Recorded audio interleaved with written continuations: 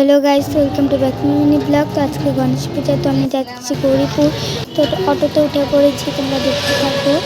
তো অটোতে ওঠার পরে দেখো দিদিটার মানে গাড়িতে উঠে পড়েছি। তো গাড়িতে ওঠার পর আমি যাচ্ছি এখন। তো একটা মাঠ এখানে মানে ওখানের আগে গণেশ মন্দিরের আগে। তো গণেশ মন্দিরের সামনে এসে পড়েছি, দেখতে থাকো তোমরা। গণেশ মন্দিরের সামনে এসে পড়ছি। তো গণেশ মন্দির এখন নেবে, তোমরা দেখতে ভালো করে। ভিতরটা আমি পুরোপুরি দেখাবো।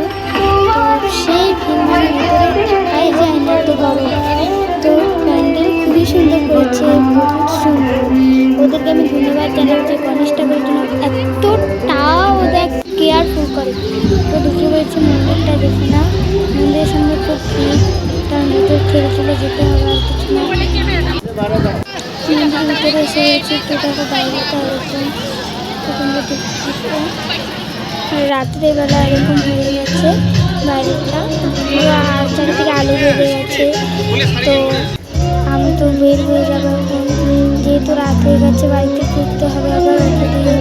দেখতে থাকো।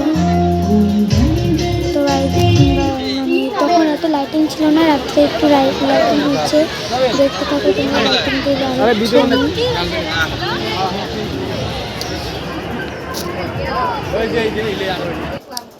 তো দেখো বাইরে দেখতে। তো এখানে সেটা তো আসছি গাড়ি দিয়ে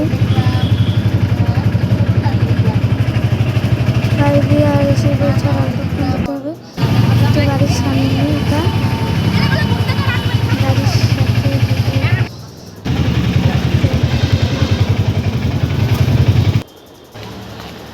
তো দিদি ভাইয়ের সাথে রাস্তা দিয়ে যেতে যেতে আসছি। বরফ খাই তো টাটা, যাই।